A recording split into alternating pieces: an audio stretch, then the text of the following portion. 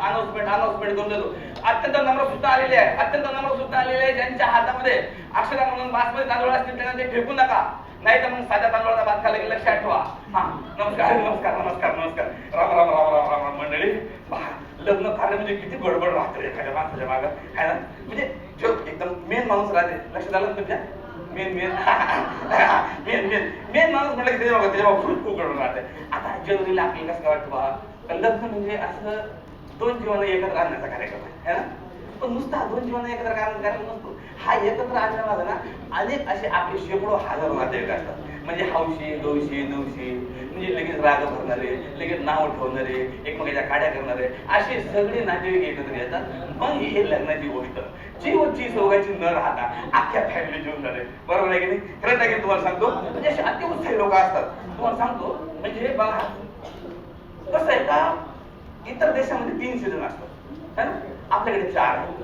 म्हणजे उन्हाळा, हिवाळा, पावसाळा. बाकी देशात आपल्याकडे उन्हाळा, हिवाळा, पावसाळा आणि लग्नाळा असा 4था सीझन. अत्यंत महागडा सीझन तुम्हाला सांगतो. ह्या सीझन मध्ये इतका खर्च होते म्हणजे, पण आजकाल वेगळं आहे. आजकाल म्हणजे पूर्वीसारखं नाही राहिलं. खतरनाक काम झालेलं आहे. म्हणजे ते काय म्हणतात, प्री वेडिंग शूट, प्री साखरपुडा शूट, झिंगाट झालेले शूट, हे शूट ते शूट, असं म्हणजे डोकं भांडावून टाकणारे शूटिंग या ठिकाणी होतात. आणि अशी वेगळे 101 प्रकारचे लग्न होतात. म्हणजे काही लग्न तर असे होतात तुम्ही विश्वास पण ठेवणार नाही, असे होतात. अशा एका हटके आणि वेगळ्या लग्नाची गोष्ट मी आता तुम्हाला सांगणार आहे. हा जो काही ची व ची चौकाचा घाटा मी उठलेला आहे, तर थोडक्यात असं म्हणता येईल की ची व ची चौका ही खूप महत्वाची अवस्था असते आपल्या सगळ्यांच्या जीवनामध्ये. आपण धड श्री व सौ झालेलो नसतो आणि पूर्वीसारखे साधे तरुण तरुणी पण राहिलेलो नसतो. ही अवस्था आहे ती फार लांबूनही चालत नाही. कदाचित श्री व सौ व्हायचे चान्सेसच रद्द होतात. आणि ती फार लवकर श्री व सौ या पातळीलाही जाऊन चालत नाही. आणि त्या मधल्या अवस्थेतली मौज असते असंही लोक म्हणतात. पण बऱ्याच वेळेला असं होतं की ची व ची चौका अवस्थेत असणारे आणि आकंठ एकमेकांच्या प्रेमात बुडालेले प्रेमवीर लग्न झाल्यानंतर 4 दिवसातच एकमेकांचा कंठ कापायला उठतात. तर हे का होत, ह्याविषयी आमच्या अर्धांगाने काही संशोधन केलं आणि त्या संशोधनावर आधारित आम्ही असा चित्रपट तयार केला, जो घेऊन आता मी तुमच्या बरोबर तुमच्या प्रेक्षकांच्या भेटीला येत आहे. म्हणजे जीवची एक सायंटिफिक पिक्चर आहे असं आपण सायंटिफिक साय-फाय. तुमचं काय म्हणणं आहे मॅडम? आता परेश म्हणाला त्याला मी सगळ्याला मम म्हणते. दुसरी गोष्ट, ह्या चित्रपटावरून हे सिद्ध होईल की मला फक्त सासूसुनांच्या नाही तर मला नवरा बायकोच्या नात्यांमध्ये सुद्धा खूप इंटरेस्ट आहे.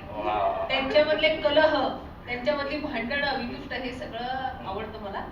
आणि हा म्हणाला फर्स्ट हँड एक्सपिरियन्स.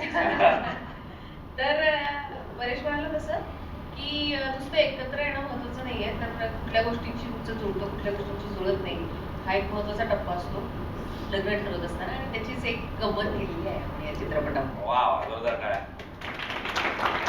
तर तुम्ही आला म्हणून विचारतो पर्सनली. म्हणजे कसं असते, आपल्याला असं वाटत असते की बाबा मध्यमवर्गीय माणसाला की बाबा आपल्या घरातल्या गोष्टी बाहेर पडू नये, 4 लोकांत माहीत होऊ नये, असा एक आपला अट्टहास राहतो. तसं तुम्हाला विचारायचं मला, तुम्ही जो चित्रपट बनवला होता एलिझाबेथ एकादशी, हा मधुगंधाताईच्या लहानपणीच्या जीवनावर आधारित होता असं. मग हाही चित्रपट तसंच तुमच्या लहानपणीच्या जीवनावर? लहानपणच्या ह्या मोठ्यापणच्या जीवनावर. आपली पहिली सायकल, पहिलं पिकनिक आपण जेव्हा जातो, किंवा पहिली प्रियसी, या सगळ्यांबद्दल जे वाटतं ते सगळं मला वाटतं, कारण माझं पहिलाच चित्रपट आहे हा. आणि प्रोसेस मला खूप महत्वाची वाटते. प्रोसेस खूप समृद्ध करणारी होती बरोबर काम करतानाची. आणि सगळ्या स्कीम बरोबर विक्षिप्त कॅरेक्टर आहे, तुम्ही पाहिलंच, तर ते विक्षिप्त कॅरेक्टर साकारायला मदत होईल अशी सगळी विक्षिप्त माणसं माझ्या आजूबाजूला पेरली गेली. परेश आणि मधुगंधा या दोघांना धरून तर त्यांचा खूपच उपयोग झाला. सगळे एडीज, सगळे सहकलाकार, सगळ्यांचे आभार. आणि दुसरी महत्वाची गोष्ट म्हणजे आपलं काम, आपलं चित्रपट जास्तीत जास्त लोकांपर्यंत पोहोचलं. आणि ते काम आता झीनेच घेतलेले आहे. तर झीची मंडळी आधीच माझं रेशमगाठी मधला आदित्य आणि तीन दोषी दुनियादारी मधला कबीर खूप चांगल्या पद्धतीने त्यांनी पोहोचवलेलं आहे. त्यामुळे आत्ताही ते पोहोचवतीलच, त्याबद्दल मी निशंक आहे. आता मी ही प्रमोशनची प्रोसेस जी पहिलीच आहे ती एन्जॉय करतो. थँक्यू. पहिलं झालं काम आहे म्हणजे तुमचं काय हरकत नाही. बरोबर ताई, तुम्ही काय सांगाल?